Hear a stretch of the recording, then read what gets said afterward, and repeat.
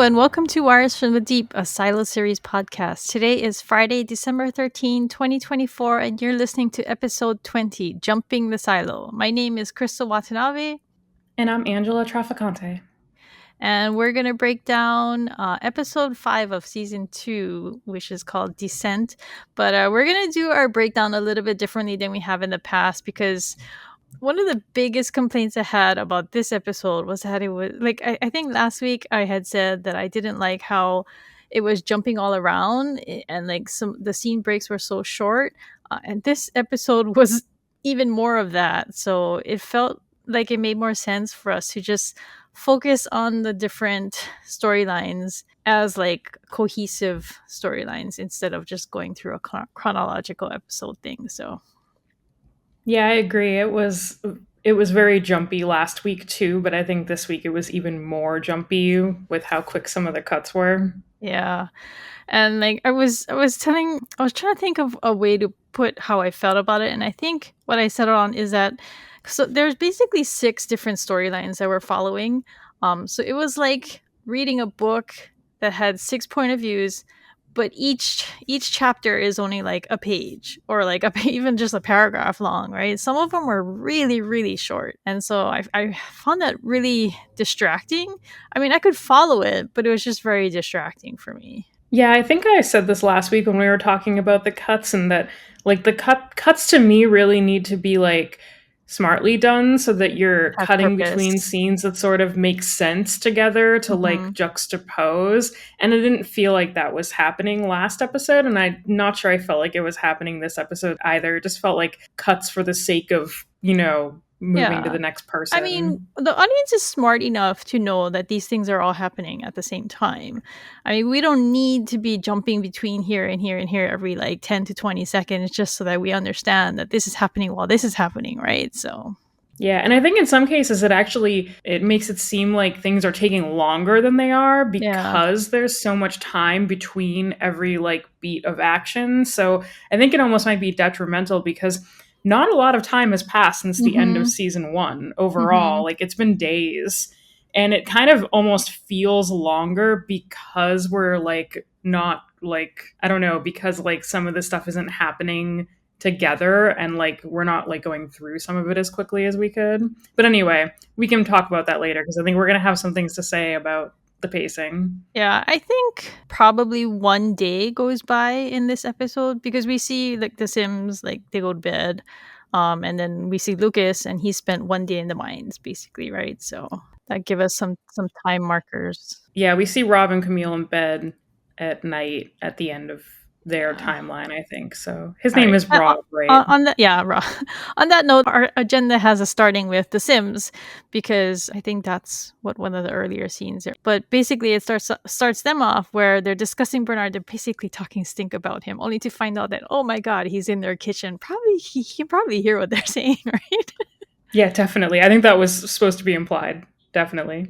So it was kind of a weird scene. I don't really know what he was doing. I guess he was just there to intimidate them.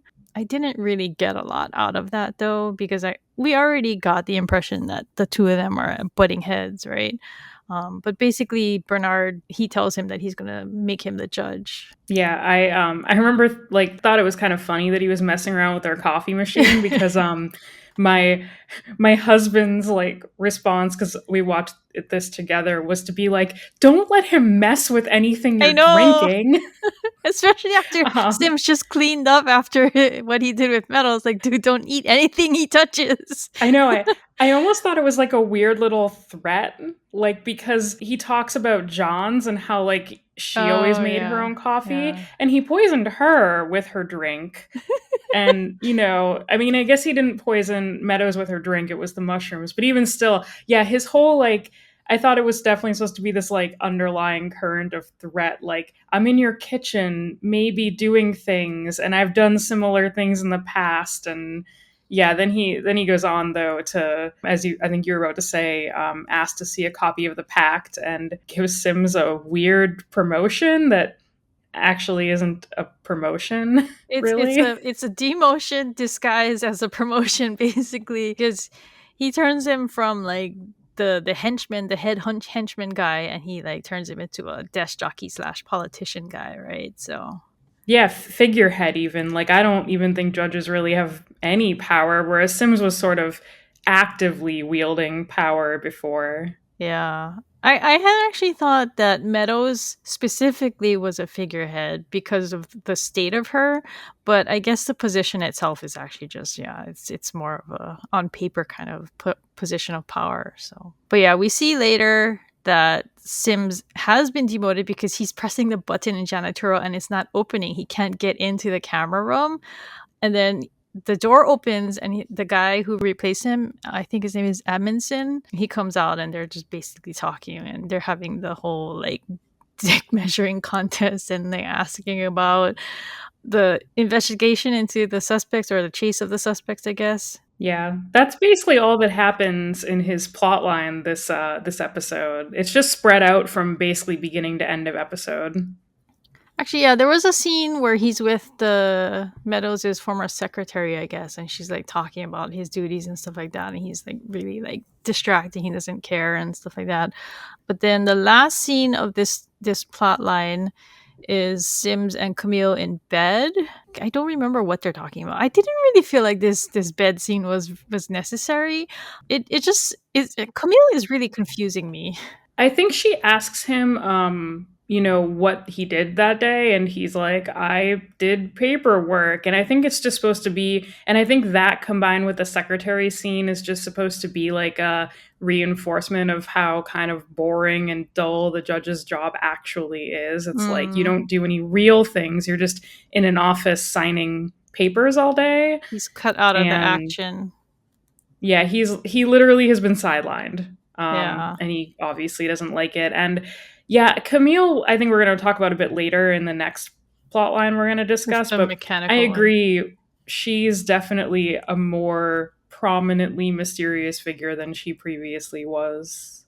Okay, so next we're gonna cover the mechanical storyline. This is Schnock, Shirley, Walker, and Carla. And I'm assuming that's why they call this episode Descent. They're going into like they're trying to get back to the down team, but the whole silo is looking for them basically. Janitorial is monitoring them, but the mob is looking for them so that they can get mob justice for Judge Meadows. And then Carla suggests that they go to talk to the porters. And then they visit a porter named Calvin, who I guess they don't really like. I guess, and like when they meet him, you can tell like what kind of person he is. He's kind of like a greedy kind of guy, and he gives off kind of not great vibes, right?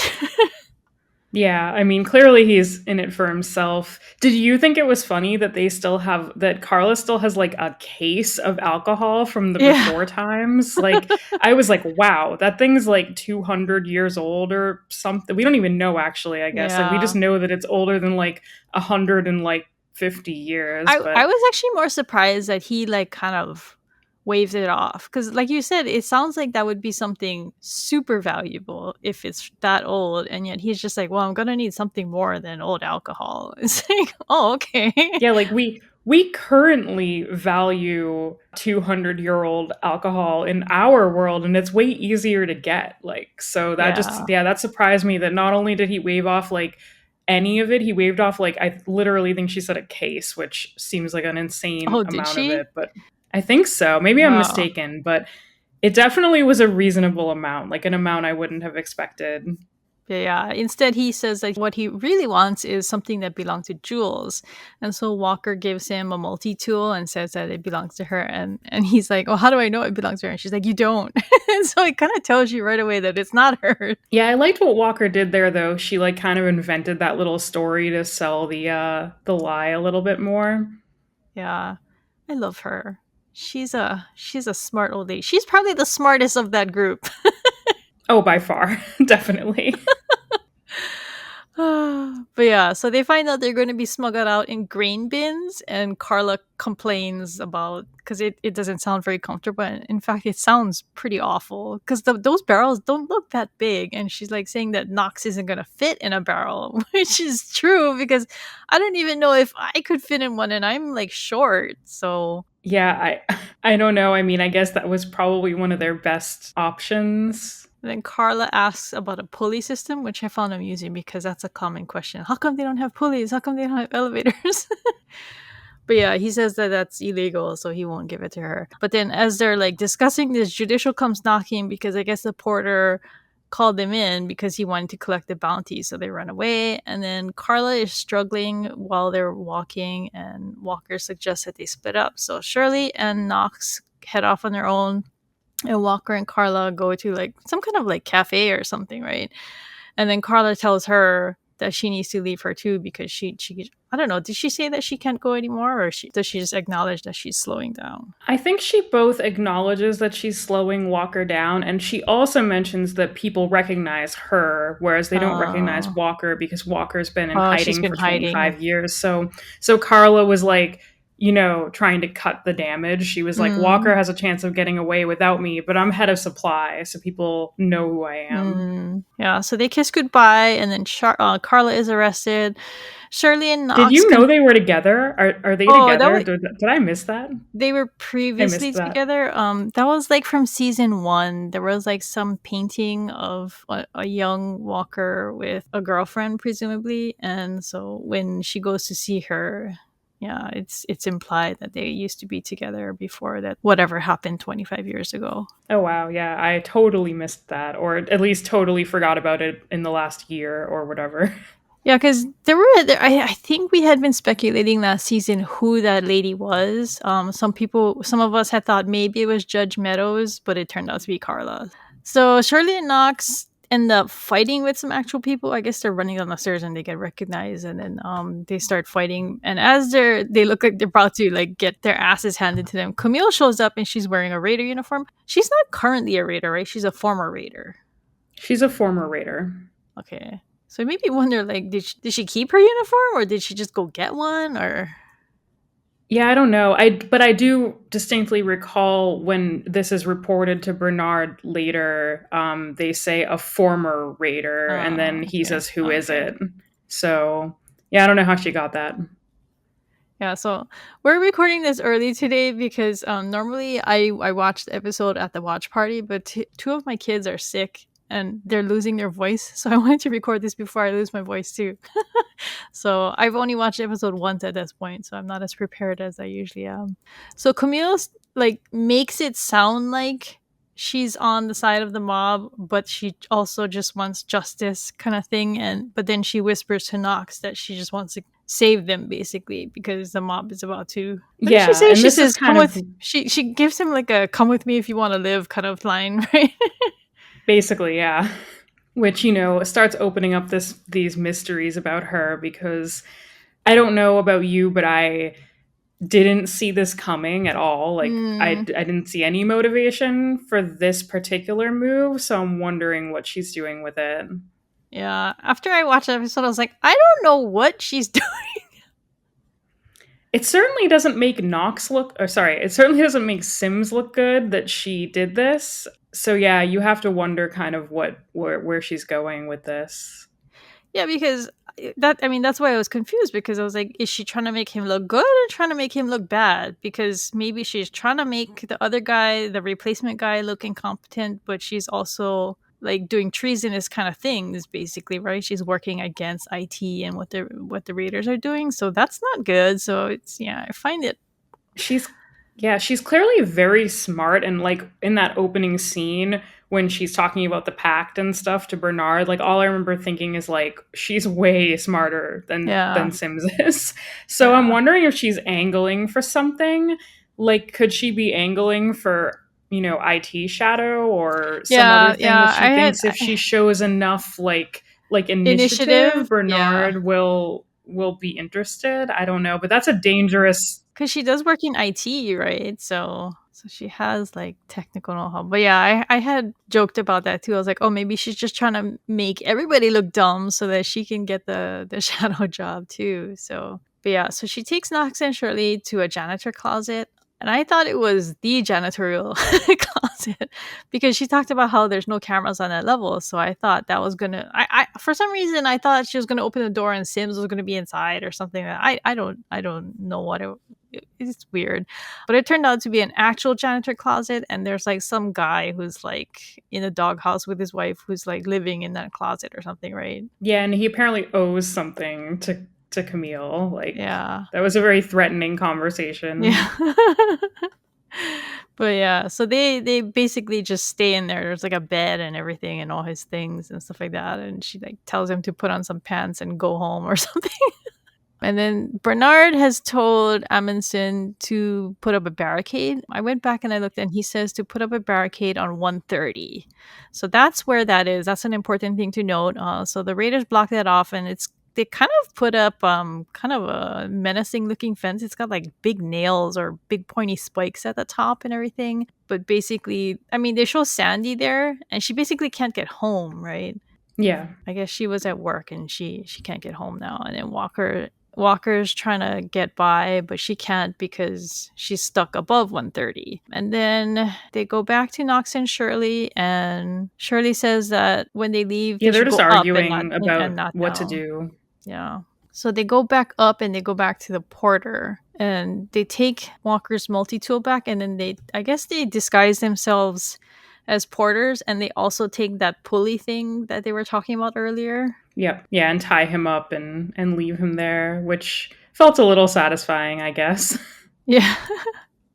So then this is actually like near the end of the episode, but like this is the scene that a lot of people are just like shaking their heads at, and I rolled my eyes at this part. But basically, Knox and Shirley they make it down to 120. I went back and I looked, and they're at 120, and then they bust out that pulley or winch device, and then they hook it up to the railing, and then they're secured with some kind of like, I don't know, it's not rope. It's like some kind of like cloth thing that's wrapped around their legs. Like, Yeah, they made like a makeshift harness. yeah, yeah, and then they're secured to the rope that's connected to the winch. Yeah, it looks like a climbing harness of some kind, like a makeshift Mm-hmm. climbing harness, so The that kind they of can thing you maybe can, take some of the pressure off when they go down with the winch. But yeah. They fell, like I said, they're on 120 and the barricade is on 130. So they're trying to get past the barricade. So they don't go all the way to the down deep because they don't have enough rope. they clearly get into friendlier territory Yeah, yeah, because people because help them. yeah, they pull them up. But yeah, like this is one of the this is why we ended up calling the episode "Jumping the Silo" because it's like what? It's like this just can't suspend disbelief enough on this one. It was very much like the trash chute scene, right? When they fall all the way Yeah, down and they're like totally fine when they get up. I agree. I like had like my like a grimace on my face when they jumped over the edge because I was like, "There's no way!" Like, wouldn't you like break your back or like kill yourself? Like just having that thing go Yeah. taut right at the bottom after like possibly like a dozen or more levels. I don't know. Yeah, if they had like swung, I could see that, but they just dropped straight down. And then yeah, it's just not a fan of that kind of thing when it comes to Hollywood. It just takes me right out of it and I just get all irritated. Yeah. So they jump down. Odmanson He gets pissed and cuts he the like, rope. yeah, he Yeah, cuts the and drops the or actually device. did he shoot it? Right? He shot it Yeah, so he that it shot it. like broke, but then Yeah. he also threw Yeah, like then he the threw the whole pulley over. it looked really heavy, and I guess that's why it falls straight down because he like grunts when he takes it off. But yeah, he drops it straight down and almost hits Knox. And I wanted to note that Knox is injured. I don't know how he got that, but he's got like a cut on his back. I guess from when they hit the bottom when they reach the bottom of the rope or something. Because I think they crash into the concrete walkway, so maybe that's when it Yeah. happened. But yeah, so if they're getting past 130, they fall, I'm going to say, at least a dozen levels, which is way too far for them to live when they're at the bottom. But then the mob knocks down the barricade and Walker tries to get past. I don't know if she actually does get past, but I'm assuming she does. But I thought it was funny because when I was rewatching that scene, there's some graffiti on the barricade. It's got like somebody drew like a middle finger and it says "clean this." Nice. I love little flavor things like that. They do such a great Yeah. job on the set design in this show. Yeah. Okay, so next we're gonna go and talk about Bernard and Lucas, which was actually really interesting, but it's actually got a sticking point for Angela. Okay, so going back a little bit, Bernard is in janitorial. They've put a bounty on mechanic. Actually, they've put a bounty only on Shirley and Knox, I think, not Carla Yes, and Walker. correct. And then there's like a power flex between Bernard and Admonson because I guess Admonson made the mistake of saying my people, and then Bernard takes offense at that. I think this is also too just to show the viewer or like cement with the viewer who's in Who's in charge. charge? As if we don't already know, though, right? But then Lucas is brought in. He's all dirty. He's wearing the yellow coveralls, and like I was like, oh, he looks terrible. And then he tells us that he's only been in the mines a day. I was like, what? Must be pretty bad down there. But yeah, he tells him that the life expectancy in the mines is 5 years, which is the term of his sentence. And he Which is acknowledges it. kind of weird and funny because last episode, Bernard and Meadows had like a conversation about this where Meadows was like, he won't survive a He won't year last in a the year. mines. Yeah. Yeah. So, whatever. I know like we talked last week, there's a lot of speculations on what the mines actually are, and I had thought it would be really funny if they weren't literal mines, but it sounds like they are literal mines because he talks to Lucas and he mentions some specific duties, right? Like Yeah. explosions and like losing limbs and Yeah. And coughing and yeah. suffocation and things that would happen like in In a literal typical mines. actual mine, yeah. So it sounds like the mines are literally mines. But then he offers him soft duty and tells him he basically brings out a bag and like dumps all the pieces of that remain of the hard drive. What did he do last season? Did he take a hammer to it or something? Or Yeah, he took like a hammer and like I think even like a spike to it and just smashed the whole thing to pieces. uh but yeah, so he offers him the chance to fix the hard drive. And some people I saw were commenting on the subreddit saying, "Oh, why wouldn't Bernard just fix it himself?" And somebody else pointed out that, well, he's kind of busy. And yeah, he has other things to do. So it makes sense that he would ask Lucas to do it. And I mean, like, yeah, I was about to say, he says that he tells Lucas that he's going to do it because he knows he'll work harder because he Yeah. wants to live more than 5 years. But also in my mind, I was like, that's kind of a bullshit response. Like, I imagine Bernard also doesn't want anyone else to know about it.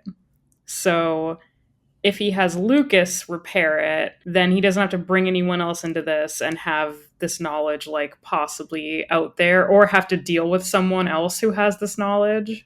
Well, also, I thought this was like something that Lucas should have said, but he doesn't. He tells him he's going to offer him soft duty, but like once he fixes the hard drive, he doesn't say, "Oh, I'm going to give you soft duty from now on," right?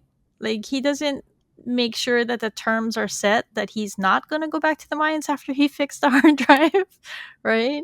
I mean, I would be, if I were Lucas, I'd be concerned that Right? Bernard was just going to get rid of me after I fix this for him. Yeah, yeah. Like I mean, no more mines, right? Just some mushrooms. Yeah, exactly. Here, have this meal. You must be so hungry. Okay, so Bernard talks to Amundsen, and he's informed that Camille helped the people from Mechanical and brought them to the janitor closet. He looks pissed, right? He even swears here, which I feel like he doesn't do a lot. I think we've heard him say f bombs Maybe. before. I just But yeah, he doesn't do remember it very he often. he doesn't do it often, so it kind of stood out to me. Like I was like, oh, he really is pissed. I guess it's because maybe earlier when she was talking to him in their apartment, she was kind of giving off like this, oh, yes, I'm this meek mother. In the pact, it says that mothers are a vessel, which, oh my God, sounded very dystopian. Yeah, I mean, I think she definitely knew how to play him there, which also which also kind of begs the question as to why she would kind of show her hand so quickly. I Mm. don't know. I guess we'll have to see where her plot line is going. And I guess she says that there's no cameras there, but I guess they did have cameras and she didn't know about them. But you would have thought that she would have like I tried to thought she'd hide just been her. followed, maybe. Oh, okay, okay. I don't know though. I was guessing that that was kind of what happened. Okay, so then they go back to Bernard and Lucas, and I actually should have gone back to rewatch this because there's a lot of important information in this scene. Because Lucas does restore data from the hard drive, and Angela, you can talk about this because you were telling me that this was the Oh part yeah, that bothered I you.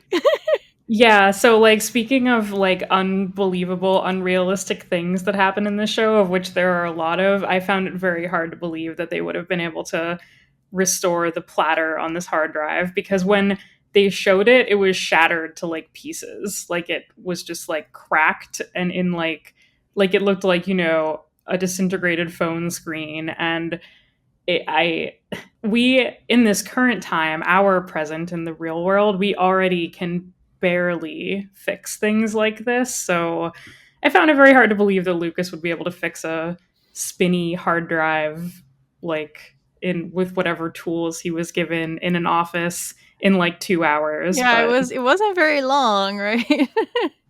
yeah, I think it was like that afternoon. Like he was just like Bernard came back later that day. But I mean, I think like some of the other things we've talked about throughout the season, you just kind of have to like write it off and say like, Also, "Hey, we needed a blueprint, so here it is." see, Angela, you just simply have never had the proper motivation. You've never had 5 years in the mines hanging over your head. So, It's true. I suppose I don't think there are many examples in our world of people being threatened to repair hard drives. So who knows? And maybe Lucas is a genius. I think that's also supposed to be the case. yeah. But yeah, so he shows him it looked like a partial blueprint. I guess the data was still a little corrupted. But yeah, he says that there's lines coming out or coming into Into going or like coming between, into yeah, like off the levels of judicial and judicial and IT, right? IT, and then there's a tunnel at the bottom of the silo, and that's the one that a lot of people have been speculating on. That's what George had found last season, and that's what ended up getting. This is part of the reason of what that's what he wanted to go looking for, right? There's mention of like a door, right? Yeah, there's a door. And I think we all either speculated that it was a tunnel or did we see blueprints that I indicated that think there was a tunnel down there? we I think we saw. did. I think George and Allison saw it in like the first Yeah. episode. But Yeah, apparently so they didn't notice these lines coming off the upper levels, or maybe they didn't care about them or understand what they were. Lucas also mentions that there was a folder with a memo. But it was different. It was a scan of a handwritten letter written by Salvador Quinn to his wife. It was a love letter that eventually got a little weird because it went into code. So that's the letter that Bernard had talked about with Meadows, the one that he had suspected that she was able to decipher, but she wouldn't confirm because she was literally dying. Yeah.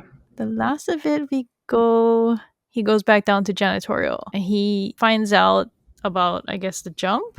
And then he calls Billings and tells him that they're his problem now because he happens to be down there. And Billings gives him this whole spiel about, oh, yes, I'm very loyal to the silo. You can always count on me, but you can. We're going to talk about Billings and Hank next, but you can tell that he doesn't mean it. So And you also, if you noticed, he did not say, "I'm loyal to you." He said, "I'm loyal to the pact and the silo," which is important because he didn't say he was loyal to Bernard. which I don't know. Bernard probably would pick up on that. So Yeah, he said it very ominously, almost like he wanted like Bernard to know, although I think it was really just done for the audience. But yeah, so let's go to Billings and Hank because they have their own little thing going on. First, I think they start off with Billings getting word about all the changes going on, about Sims becoming judge, how Meadows is dead, and how Mechanical is under fire for that because they've been pointed out as the killers.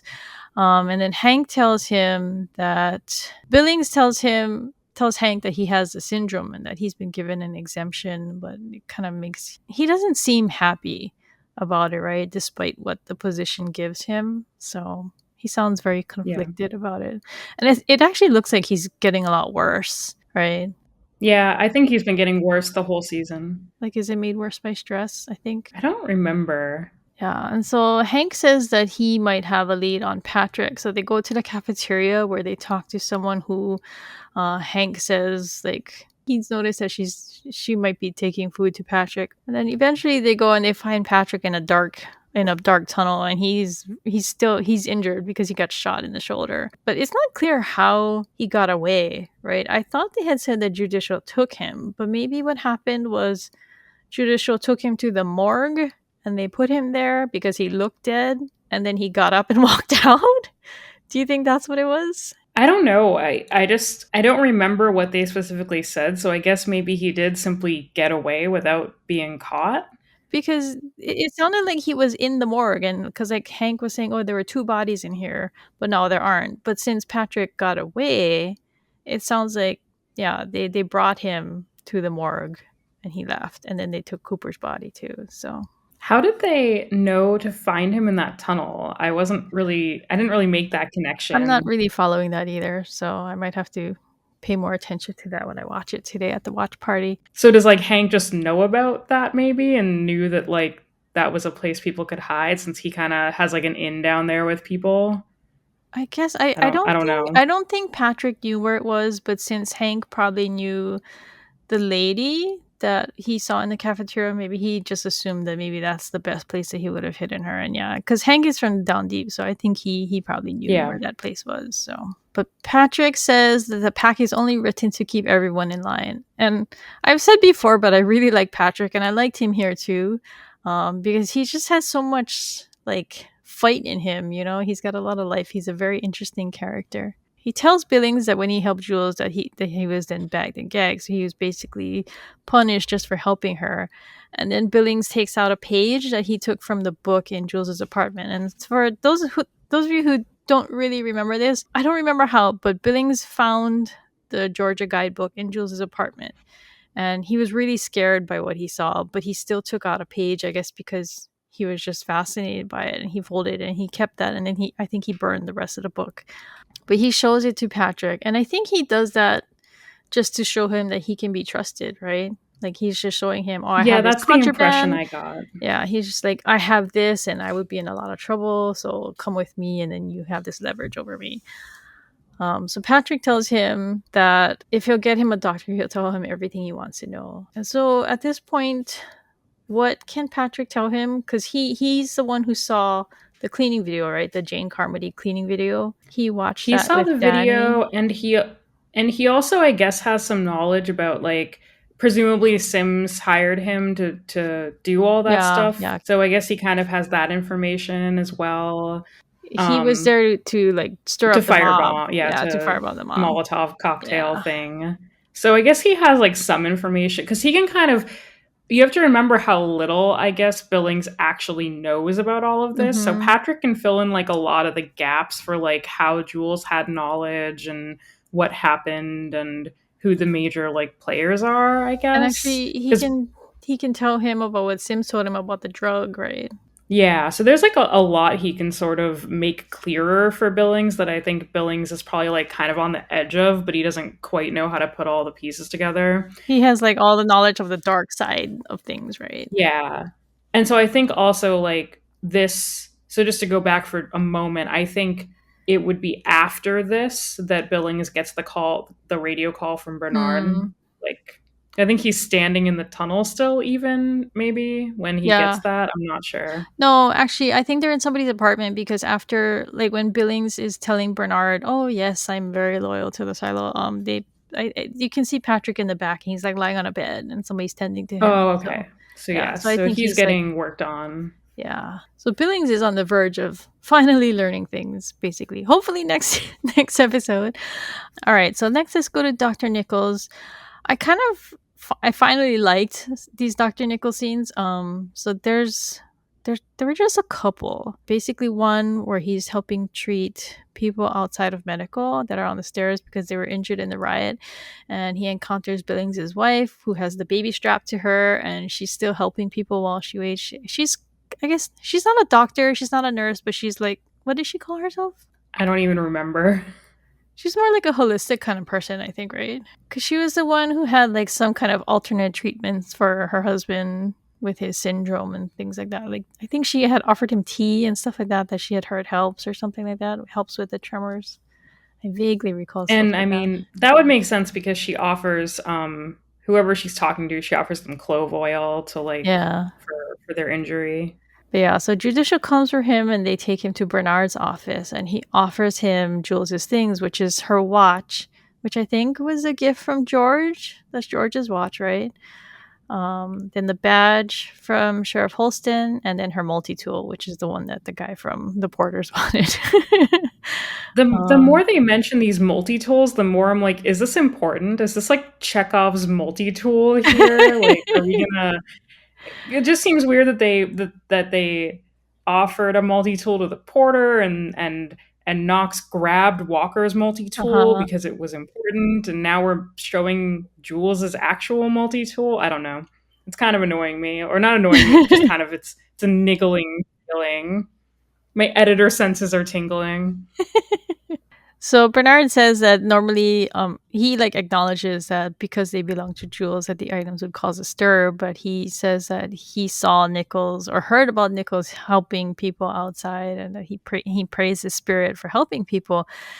What does he ask him to do? Like he asked Um, him to do something, right? Or is he just talking in general I about. don't think he asked him to do anything specific. I think he simply was gauging whether Nichols would be willing to do something. Like, I got the impression he maybe wanted him to make a statement or throw Uh-huh. his weight, like, publicly behind Bernard, or. But I don't think he asked him to do anything specific, like, in that moment. He was just like, hey, would you. Are you on our side, kind of? Yeah, because I think he said, "What happens if I refuse?" And so that's why I'm just like, well, what did he ask him to do? But I guess maybe, yeah, he's just asking if he'll just continue working as a doctor, maybe. Or just like pick a side. Like if he's Yeah, like if Bernard's like, I want you to show your allegiance, your public allegiance to me, yeah. Dr. Nichols might be kind of thinking like, well, what if I don't? But yeah, so this scene between them and this little speech that he gives to him, I like that one. I haven't really felt connected to a lot of his scenes so far, but this one I thought was really touching. He says that he wasn't helping people outside because it's his job. He was doing it because he was just trying to get something back for himself, right? Because he's lost everyone. He's lost his whole family. He's so tired of like all these couples that he has to. He mentioned the code orange thing, and I guess code orange is the term for when they fake taking the Yeah. birth control out. So he says that his profession is a sham, and that he just wanted to feel like he was just helping people, and that. Yeah. I still am not quite sure where this plot line is going. It almost feels like they're trying to set up like his allegiance for if Jules makes it back to 18. Mhm. Like kind of like a, oh, I get my daughter back and I can like fight for something. Mhm. And like, I don't know. I don't quite know where it's going, but I think they might be, and I don't know where Jules is going at this point either. Like, I'm not sure she'll make it back or that her plan will work, but it definitely seems like Dr. Nichols is getting set on like a kind of rebellious path, and that when Mhm. he's faced with a choice, he'll be able to kind of go over to that side more easily, and we'll be able to like accept it as viewers more easily.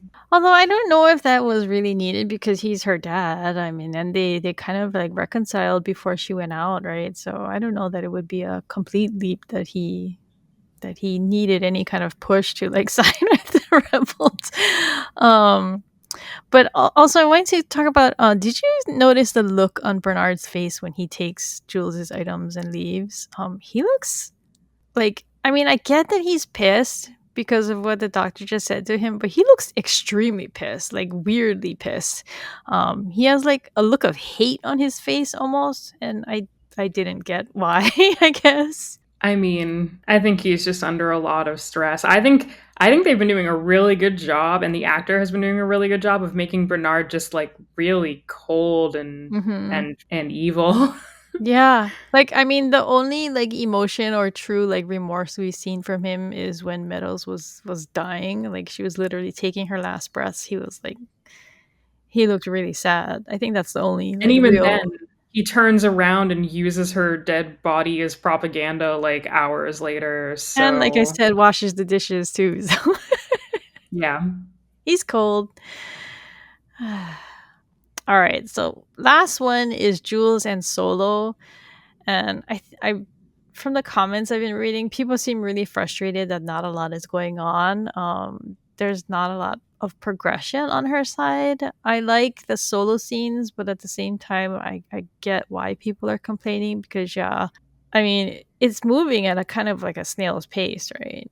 Yeah, when you think about how little time we're covering, I think that's a problem too. I mean, it's necessary, I feel like, for the narrative, but now we've had 5 episodes of Mhm. television that span something like 2, 3 days, maybe. Like, it isn't a lot of time at all. So, like, it is gonna feel like things are moving at a snail's pace. Like, I saw some comments on the subreddit being like, Jules has spent like 3 episodes now building a suit. Like, Yeah. I mean, that is what's happening essentially. Yeah. So basically, she's trying to, because she cut her suit apart, she's trying to sew her helmet to the fire suit. But I don't really understand why she's doing that because she cracked the visor, right? Yeah, the visor's like in pieces and like it's pulled out and everything too. So I don't know what she thought she was going to do to seal that part. But Solo does answer something that people have been asking about a lot. He says that IT has its own power supply. And he says something interesting. He says it comes from outside. So what do you think Yeah. that is? Do you think it's like solar power or? I just got the impression, well, I don't know. When I first heard him say it, I thought it just meant like it comes from something that it just isn't within the silo. Like maybe it's a That's the line room, that's coming out of like IT yeah, the kind of thing? line, or like there's a generator somewhere. I guess it could be something like solar. I'm kind of unsure overall where the like how all the power gets generated, but Mhm. like how an alternative source would work because yeah, I guess it would have to be something that would be self-sustaining for decades. Yeah. But yes, I have a feeling that the lines coming into IT and into judicial are outside power sources from generators that power IT, obviously, and possibly like, yeah, the judicial, like the screens and stuff, maybe. I Mhm. don't really know. The cameras.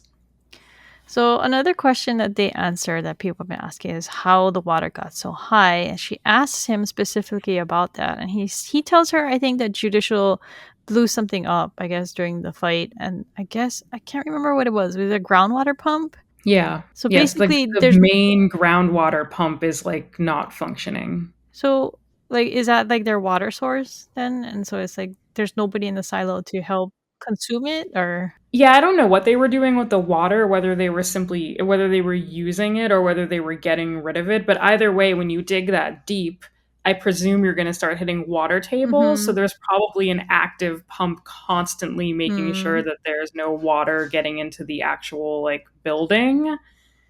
I guess it would make sense to use the water if you're just gonna Yeah. pump it out anyway, Yeah. but apparently Judicial blew out like the big one. But Jules Yeah. does say that there's one on, I think she says Another 30 level. or Yeah. yeah.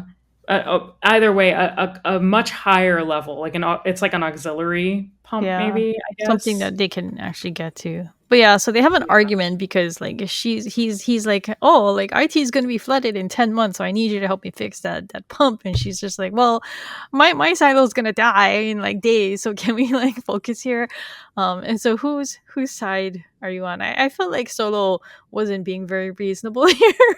I am frankly not on anyone's side because I don't think that these two can reasonably like help one another the way their current relationship is going. So Yeah.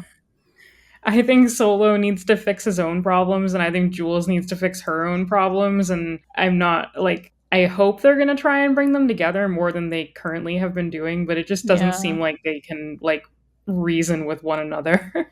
Yeah, they don't seem to be gelling very well because she's very antisocial and apprehensive towards people in general, and he's just like out of practice, right? So the two of them are just like, He's just like traumatized, yeah. yeah, yeah. But this was cute. Solo tells Jules the history of his name because she asks why he's named Solo, and he says that his real name is Cole Myers. That he went to an event and someone asked, "Who are you with?"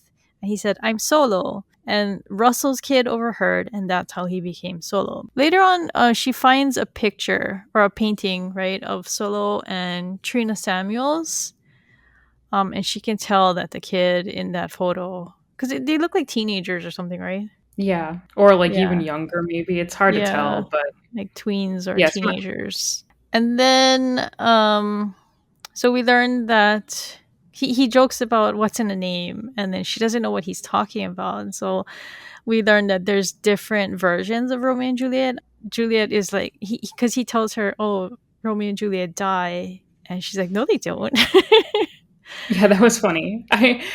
I do wonder why the silos have such different history. I mean, technically speaking, Romeo and Juliet does have more versions than Shakespeare, but I do believe they die in all of them. Like, I don't think Yeah, there's a yeah. version. I think on the sub, Shakespeare is one just of the famous one. yeah, on the sub, one of the other Reddit mods had said that he googled it and that it's Shakespeare had taken inspiration from a poem, something called "The Tragic History of Romeo."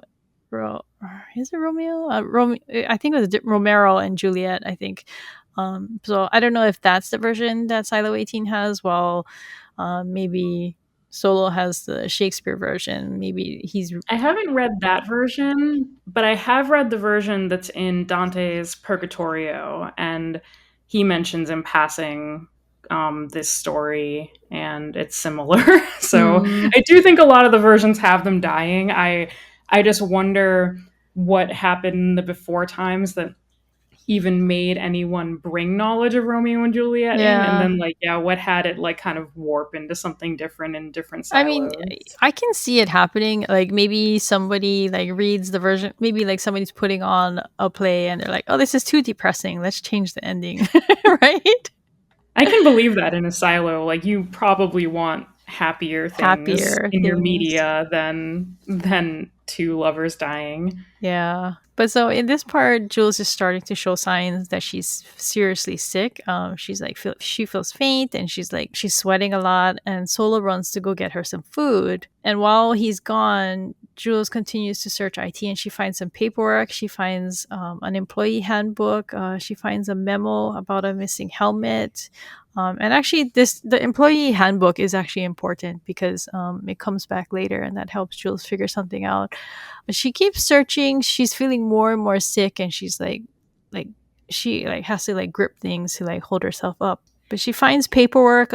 Because she's in the suit room. She calls it the suit room. Like she said that she had to go there to go look for something else because the sewing the fire suit to the helmet just wasn't working. So that's why she's in there. And then I think while she's in there, she finds the photo that we talked about earlier of Solo and Tiny. And I guess this is because so that photo is there because apparently Tiny worked in the suit room. So I mentioned the employee handbook, and it's very like brief. Like she opens it, you can see like a picture of Cole Myers, and he looks like he's an adult, like not older but like younger, and he looks Asian, so he's definitely not Solo. So Solo is definitely not Cole Myers. And then there's like a list of the people who worked in the suit rooms, and there's like three people, and one of them is Trina Samuels, I think, and that's Tiny. So that's how he knows because the picture was hers, I guess, and that's why it was in the suit room. But so Solo brings back dinner, and she asked about Trina Samuels because she's trying to trick him, right? She knows that Trina Samuels isn't his actual girlfriend. He tries to make like, oh, I haven't thought about her in a while, but she confronts him and he like loses it at her, right? He's like screaming at her. Yeah, he like screams at her that he's like the IT shadow, he's Solo. So it kind of sounds like the story that he told earlier about who are you with? I'm Solo. It kind of sounds like that happened to Cole Myers and he just took. Yeah, it's the opposite. So it kind of sounds like he's Russell's kid because he says Russell's kid overheard, and that's how he became Solo. So it sounds like he's telling this story as if he's Cole, when actually it's in the reverse, and maybe he's Russell's kid, the one who overheard. I definitely can get on board with that. I kind of always assumed that was the case. Like in my mind, like he was either had already I don't know. In my mind, I already thought Russell's kid was probably his shadow, which I guess is a Mm, mistaken thing to think right now because we know that Cole Myers was. But yeah, I don't know. So I kind of had already thought he was Russell's kid, but just in the wrong relationship way. yeah, I mean, I guess That would kind of make sense, I guess, if that's how they went, because his dad is head of IT, but he has a shadow, and maybe like things are hitting the fan, and I don't know if like, and I think I got the impression from the flashback episode or the flashback scene that Russell gets killed by the sheriff because he said my hand slipped, I didn't mean to. So I think Russell dies that way.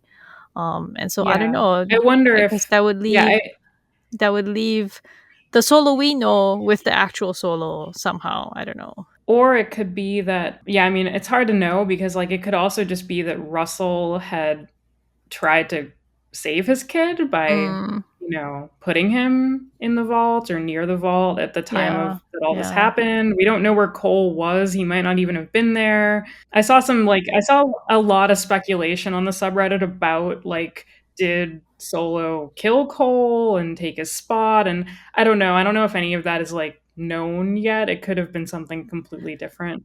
So what I think is that because there's two bodies placed, they're like put on the side outside of the vault or like outside of the double And they doors do or keep something. referencing them. Yeah, like Jules asked about them. He doesn't want to talk about that. Jules asked about like the numbers. He doesn't want to talk about that. She asked about his eye. He doesn't want to talk about that. So it all seems tied to one event, right? I think that those two bodies are probably Tiny and Solo and the real Solo, like Cole Myers, and I think he killed them somehow to get into the vault, or maybe so that he could be the only one in the vault or something. Yeah, I can And see that's that. probably why. That's probably like how he got his eye injury or something. Yeah, I don't know. I guess I just like assumed like something more positive. Like I just kind of assumed that like when the shit hit the fan, Russell like maybe was with his family and just kind Mm-hmm. of stuck his son inside the vault and Mm-hmm. shut it and then went out to do things and then whatever happened happened. He died, maybe Cole died. I don't know.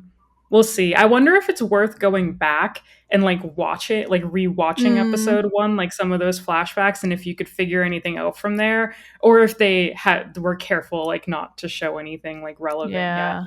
I do wish that this storyline had progressed a bit more. I wasn't very happy with where they ended this. So Jules goes to an apartment. I guess I Yeah, don't know she whose runs off. apartment she went to, but she knows about the missing helmet, which I find confusing because if she was in the suit room, aren't there other helmets in there? Are they all gone? I guess um, it's just implied that they're all gone and the only one that might be left is this one that went missing. yeah, I mean, I guess if a bunch of people are going outside, maybe they would have raided the suit rooms and taken all of them outside, right? Yeah, But yeah, I so don't she know. she unwrapped her arm and it looks really gross. It looks really infected, Yeah, right? it's pretty bad. So I thought that she got injured when she fell from the bridge when she was doing the bridge in the first episode, but people were saying that that happened when she fell down the trash chute. And so it's that injury is kind of old. Yeah, she definitely got injured when she fell down the trash chute. I don't know if it got like exacerbated with all the other stuff that happened to her since, probably. Mm-hmm. Yeah, but I don't know. It's been days, so and like she seems to be exhibiting like the kind of symptoms that come with sepsis. Like she's like feeling faint, and she Yeah, has no appetite, and she's sweating a lot. And yeah. She's also lost a lot of blood. hmm, So like that'll contribute to it too. And it has only been a few days, so it's you're not going to recover instantly from that. So she has a lot of things working against her right now. and she nearly drowned. So Yeah. Well, lack of food, lack of fresh water, lack of sleep, rest. dirty surroundings. Yeah. Yeah, and so just while she's there, though, she finds the missing helmet. It's under a bed, under a blanket or something, and then she collapses, and that's where the episode ends. But yeah, I didn't like how it ended. I was just like, "What cliffhanger?" And it wasn't even a good cliffhanger. It just felt like I enjoy cliffhangers. I like when it like leaves you in like a oh my god, and then you are anticipating what comes next. But for me, this just felt like the type of cliffhanger where it just feels like the scene is cut in half. I didn't like that. So, Yeah, I agree that like I think it's also I don't know, I feel like it's hard to have a cliffhanger at this point too when the episodes mm, have been so slow. Like cuz you know that like when you're going to see her again, she's still going to be in Silo 17. She's still going to be trapped. She's still going to be sick. yeah. So it's kind of hard to think of anything as being like tense or like in need of quick resolution when you know it probably isn't going to get a quick resolution. So the one thing though that might work for this is that I do think that this is how she's gonna finally get into the vault, because she collapses and it doesn't look like she's gonna be able to help herself because she's reached this point of being so ill that she's not gonna be able to do anything. So I think she's gonna wake up in the vault. Like Solo will find her, and he's like he took her there because he needs help. Like he's probably got medical supplies in there because he's got food in there. He's got power, he's got entertainment, so he's got to have medical supplies, right? Yeah, I think that like I mean, he's obviously, traumatized and disturbed, but he also seems to be able to quickly go between moods. So I think he's Hmm. going to quickly kind of calm down and yeah, try Yeah, and find her and make sure she's okay. yeah, and he, I mean, in general, he kind of, even though like maybe he killed those people, he does seem to have like a good heart in general. Yeah. That's just, I don't know, that's just the vibe that he gives. Like maybe he's just like a good person who's had to do bad things kind of thing.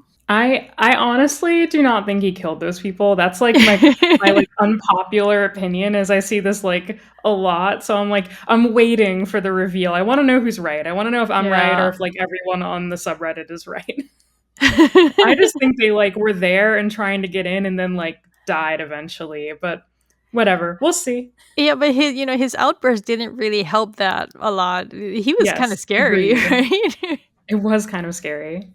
I think that was a very common community reaction that I saw on the subreddit was like kind of how scary and how like quickly that escalated. Yeah. Like we haven't seen him do that before. We've seen him get kind of angry, but he also like in the past has kind of weirdly backed off, kind of like, like a naughty Yeah. child, like he gets Yeah. sort of like quiet and petulant, but this time he just like flipped. Yeah, he's kind of a wild card now. I mean, he's very unpredictable, I guess. Yeah, I kind of liked it Yeah. honestly. I I do too. I always kind of I always thought it was kind of a bit naive for Jules to assume that this like random Would be totally person she normal. found would be totally normal and stable and would have told her the truth and would have been totally nice to her. And I think like him snapping kind of was like a good wake-up call for her to be like he's not your friend. He's this person you just met. He's been alone all this time and he has an agenda too, Yeah. just like you do. Proceed with caution. All right, we talked a bit about Camille, so let's talk about her a little bit more because, yeah, I think in general people are just very confused about her. Yeah, someone on Reddit called her Lady Macbeth, which I thought was a great Yeah, like comparison. I do think she's very smart. I do think she's trying to work from the shadows, although like we said earlier, I'm not really sure if she's on her husband's side or if she's kind of trying to do something like different from him. It's hard to tell. yeah. I mean, I think they. I guess maybe another thing for that bedroom scene is it kind of makes it seem like she's the puppet master and he's her little puppet, right? So. So yeah, they also the silo blueprint was mentioned a lot online with its mysterious lines at IT and judicial, Hmm. as well as Solo mentioning that power comes from outside, whatever that means. I personally love this type of stuff. This is the type of stuff that gets me excited about mystery box shows, like the actual mystery. So I'm kind of like hoping we get more about this backstory. I personally think that these blueprints show ways that the silos are all connected. Like, I think maybe Mm. they have joint power sources. I think maybe there are tunnels that connect the silos or connect from the silos to something else. How about you? What do you think? I mean, for me, the most interesting part about it is that it's new to Bernard. Like, he's the head of IT. He goes in the vault. He's supposedly supposed to know pretty much everything, but even he doesn't know what these things are, right? So, I think that's a little alarming, not just for him, but like it should tell us that there's something big here, right? That even he It's doesn't true. know. Wouldn't he know where the backup power comes from? Yeah, Yeah. yeah. So that's, to me, that's something that's very like we gotta pay attention to this kind of thing. But that's about it. We already talked. We our last item was about unrealism, the unrealistic aspects of the jump and the hard drive, but we've already talked about that. So that about wraps it up. So let's just go quickly into our what we've been watching in the meantime. I finished Cross. I really like that. I thought the serial killer was really inventive. I like that. There was just one episode where I was just like, what? Like I had only one episode where I was just complaining about. But overall, it was really good. Almost done with Slow Horses. I'm on season 4, which is the last one available. I'm kind of sad that it's almost over. I really like Jackson Lamb. He's hilarious. He's the best insults. But yeah, that show is also by Graham Yost. So yeah, and they're short seasons. They're 6 episodes each, so it's not too bad. I tried to get into Slow Horses. I might have to give it another shot now that it has more seasons Mm-hmm. too. We kind of gave up after like a couple of episodes, but I might put it on my list of like if I have some time over the holidays to get going on it. I will say that I felt that out of the three complete seasons that I've watched, I felt like the first one was probably the least the one I liked the least. It was kind of slow, but I thought 2 was better, and I thought 3 was the best one, and 4 is turning out to be really good. So they get Yeah, better. people really like it. Yeah, they get Um, better as they go I've along. So That's always good. I love when that happens. yeah. I've been kind of busy this week, so I haven't been watching as much TV, but we're Hmm. still watching Light Shop. That's still airing. And I've actually been catching up on Tower of God, which is it's a Japanese anime, but it's based on a Korean manhwa. But it's Hmm. funny because it's kind of like Silo. It's about people trying to go up levels of of a mysterious tower that no one knows anything about. When I was writing it down in these notes, I was like, oh yeah, they're kind of similar in idea, but that's about it. I think after I'm done with Slow Horses, I'm probably gonna watch Dark Matter because that's also on Apple TV. So Oh, you haven't watched Dark Matter? Definitely watch no, Dark Matter. yeah, I've been It's meaning to. awesome So too because I I will say it wraps up kind of nicely. Like I think they do have a second season planned, but like it's hmm, actually like a fun like limited kind full of. thing that covers the book. Uh, Have you tried Constellation? no, I've never. I don't think. I don't think I've That's even heard of also that. an Apple TV Plus, and it's a mystery box sci-fi. Also is complete in one Hmm. season and done. We loved Constellation. Hmm. Okay. Okay. Thank you for joining us for another episode of Wires from the Deep. If you're enjoying our podcast, be sure to leave us a review on Apple Podcasts. If you're listening on Spotify, you can leave us a comment and let us know your thoughts on our discussion. You can join conversations about the show on the Silo Series subreddit and the Down Deep Discord, where you can participate in discussions with other fans or join our Friday night watch party. If you want to contact me and Angela, you can leave a comment on one of our YouTube videos, or you can email us at crystal@thedowndeep.net. Thanks, everybody. Bye. Bye.